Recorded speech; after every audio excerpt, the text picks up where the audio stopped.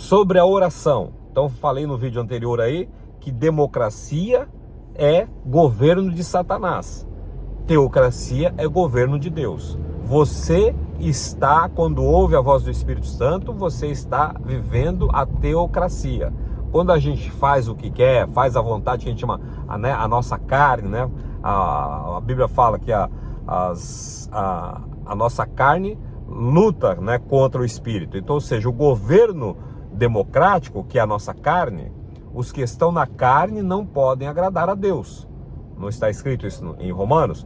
Os que vivem na carne não podem agradar a Deus. O que é carne? Isso foi usado agora. Carne é você estar dando vazão para o governo de Satanás.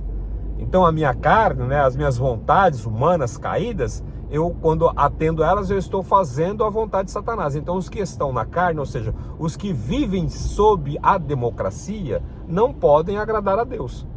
Agora, sabendo disso, se você quiser mais, procura saber o outro vídeo que eu acabo de gravar, que você vai ter o entendimento de democracia e teocracia. Tem muito mais coisa.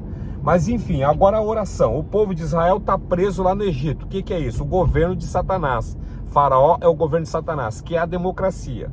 A democracia então abre porta para a sociologia, para comunismo, para todas essas coisas. São outros demônios que vão vir, porque a democracia é uma coisa satânica. É um governo instituído de Satanás. Satanás criou a democracia.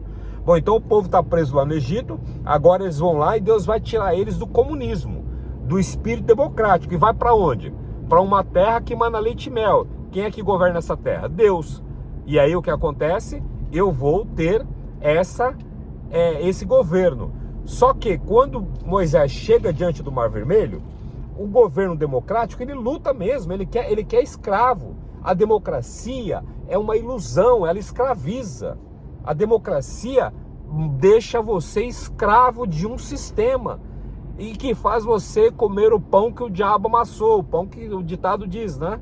Então a democracia é um sistema escravizador.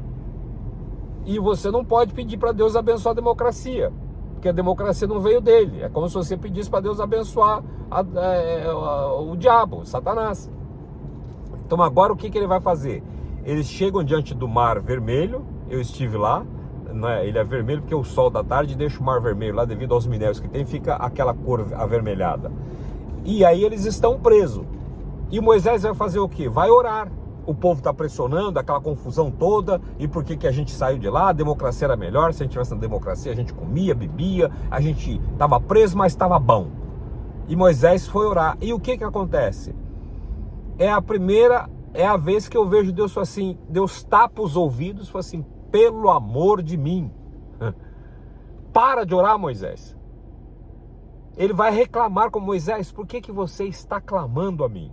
Ou seja, a oração que ele estava fazendo não estava funcionando.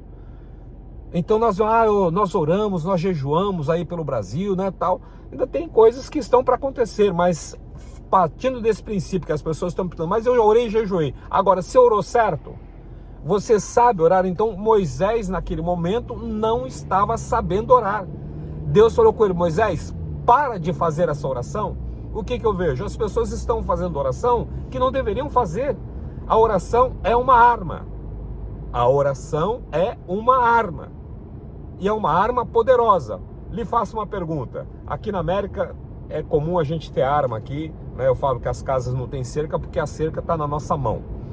Cada casa que você vai, você encontra lá muitas armas. Agora, o que ele faz? Se eu te desse uma arma hoje, vamos imaginar uma R15. Se eu jogar essa arma na sua mão e falar assim: olha, vamos para a luta, e eu preciso de você nessa luta, aí o que você vai fazer? Você vai saber manusear aquela arma? Você vai saber usar ela e acertar o alvo? Possivelmente, não sei qual é o teu conhecimento nessa área, mas você vai dizer: não sei nada, aquela arma não vai, mas ela é super potente, vai estar parada. É assim que está acontecendo com a oração dos evangélicos. Assim que está acontecendo com essa oração: Senhor, meu Deus, meu Pai, abençoa, Senhor, ó Deus, tem de misericórdia, Senhor. Parece assim que eu tenho que ficar uma penitência na minha oração. Deus falou assim: de curar os enfermos. Aí eu falo: Senhor, cura. Ele mandou você curar. Ele mandou: eis que lhe dou poder e autoridade. Estou aqui falando com vocês e estou dirigindo. As minhas mãos estão livres, né? O telefone está aqui. E e conversando. Agora, se um policial for parar o carro de alguém, ele faz o quê? Ele liga pro governador lá, fala: governador, tem um carro aqui, é para me parar, não sei. Ele falou: não, eu já te dei autoridade, vai e para. Vai e faz vocês que lhes dei poder e autoridade para pisar a cabeça da serpente, curar os enfermos, ressuscitar os mortos. Eu lhe dei autoridade. Agora eu vou lá e falo assim: Senhor, o Senhor me deu aqui diante de um demônio aqui, o que eu faço, Senhor? Né? Eu devo expulsá-lo? Né? Por que o Senhor não vem aqui e expulsa esse demônio? Deus falou assim: eu que te mandei você expulsar. Kenneth Hagin, que é uma pessoa que eu li muitos livros dele, uma vez ele conta que ele teve um encontro com Jesus, eles estavam conversando e de repente apareceu um macaco lá, e aquele macaco ficava pulando e atrapalhando a conversa deles. E ele, assim, olhando para Jesus, e aquele macaco não deixava Jesus falar, interrompia. Parece quando o pastor está falando, eu estou falando, e as pessoas começam a ter finiquito. Aí ele fala o seguinte: olha, ele, depois de ver tanto aquele macaquinho atrapalhando a conversa com Jesus, ele fala assim: Senhor, o senhor não está vendo que esse macaco está atrapalhando aqui a nossa conversa? Eu falei: estou vendo sim, realmente ele está nos atrapalhando. Mas o senhor não vai fazer nada? Eu falei assim: eu não posso fazer nada.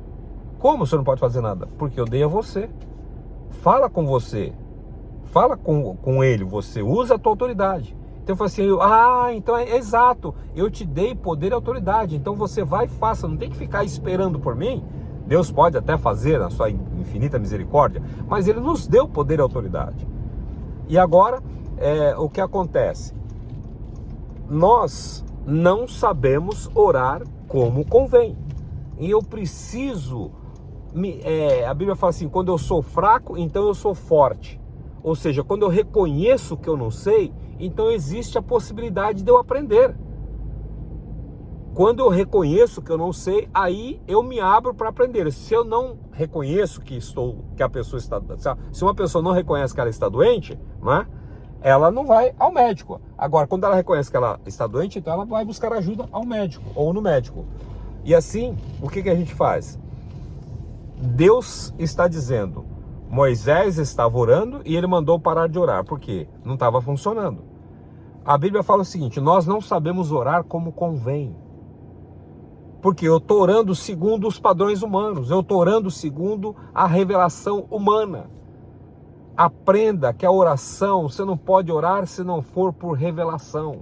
Você não pode profetizar. Então, uma coisa muito importante para você saber se a pessoa é boa de oração, você pergunta para ela quanto tempo ela já gastou lendo a Bíblia. Quanto que ela lê da Bíblia diariamente. Se ela não está lendo a Bíblia, me desculpa, ela não sabe orar, a oração dela não vai funcionar. Então você vai pegar uma R-15, uma arma muito potente, uma metralhadora, né? Um rifle muito potente, com precisão absoluta, mas você não sabe usar. Então a Bíblia está dizendo assim: olha, nós não sabemos orar como convém. Então ponto, está dizendo assim, já tem um ponto, eu preciso... Aí Tiago vai falar o quê? Nós pedimos, oramos pedindo e pedimos o quê? Mal. Esses versículos precisam vir para mim fazer a minha avaliação. Você tem que aprender a fazer uma autoavaliação da sua vida cristã. Então, se você já não está lendo a Bíblia, você não sabe orar, me desculpa, a sua oração vai ser ladainha. Pelo menos você pega a Bíblia lá e vai orar a Bíblia. Fala: Senhor, o Salmo 23 está dizendo que o Senhor é meu pastor e nada me faltará, então me recuso a sofrer falta. Se você não estiver ciente de que você não sabe orar como convém, porque o Espírito intercede por nós com gemidos inexprimíveis, porque nós não sabemos orar como convém. E aí Jesus, fazendo as orações dele de manhã, tipo, Jesus começava a orar, era 4 e 5 da manhã. É um horário muito importante para o judeu. Era esse horário. E os discípulos um dia eles também oravam, como eu e você oramos. Aí os discípulos começaram a prestar atenção na maneira como Jesus orava. E está lá em Lucas, quando eles viram Jesus orando, o que eles falaram? Senhor, ensina-nos a orar. Ou seja, eles reconheceram que a oração que eles estavam fazendo não estava de acordo com o padrão de Cristo. E eu não vejo isso, eu vejo as pessoas conclamando: vamos orar, vamos orar, vamos orar. Mas e como que é orar? Eu dei uma arma poderosa na sua mão e o que você está fazendo? Está lá metralhando. Eu tenho dito assim, né? Existe o crente metralhadora. Que ele pega uma metralhadora e sai e fala em línguas e sapateia. Não estou dizendo nada contra línguas e o sapatear, manifestações, mas o crente metralhadora. Aí você pergunta para mim, rapaz, orei a noite inteira. Tá aí o resultado? Bom, não sei, estou esperando no Senhor. E aí por quê? Ele não sabe manusear. Eu não sei orar como convém. Não é eu que estou falando, a Bíblia está dizendo, ou seja, eu preciso aprender a orar como convém. Eu preciso aprender a pedir não para os meus próprios eleitos, não por causa do medo, não por causa de Satanás, não por causa disso. Eu tenho que orar, né? Ou seja, profetizar, falar de acordo com aquilo que a Bíblia está dizendo. E aí existe o crente sniper. E o crente metralhador é aquele que gosta assim, sabe, de orar nas praças, né? Jesus fala isso lá. Fica orando nas praças, fica orando nos lugares, né? E chama atenção. O crente metralhadora gosta disso, de chamar atenção, de saber que, ó, tá vendo, eu orei, né? E tal, eu orei mesmo, e mandei fogo. Aí o que acontece? Qual é o resultado? Jesus andando por Samaria, os discípulos falaram assim, Senhor, o Senhor quer que a gente ore para cair fogo do céu e matar todos esses samaritanos? Olha que tipo de oração, oração de feitiçaria. Oração que as pessoas estão aí pedindo para Deus pesar a mão. Não se esqueça que Deus ama todos. Eu tenho que orar abençoar e não amaldiçoar. E deixa que Deus faça, porque quando eu abençoo, eu começo a neutralizar. E assim, a oração precisa ser aprendida e a orar por revelação. No próximo vídeo eu vou falar como orar por revelação. Reconheço primeiro, Senhor, eu não sei orar. Então eu quero aprender. Porque aí o crente sniper é aquele que fica sozinho, é aquele que lê a Bíblia, é aquele que rumina a palavra de Deus. Pega a direção, o sniper é o franco atirador, né, que fala em português. Você pode ver, ele é sozinho, ele é solitário. Davi, o menino Davi, era um sniper. Era um franco atirador, porque ele pegou uma pedrinha e conseguiu acertar precisamente na testa do adversário. Ali ele teve sucesso, porque ele era um sniper. Agora, o que sniper é? É aquele que fica sozinho com Deus, horas e horas. É aquele que, o sniper, né, ele está sempre num lugar alto. Ele procura um lugar mais alto. E quando ele atira, é certeiro. Então Deus está procurando pessoas que orem em espírito e em verdade. Deus está buscando adoradores que o sirvam, que orem em espírito e em verdade, e assim a gente vai conseguir.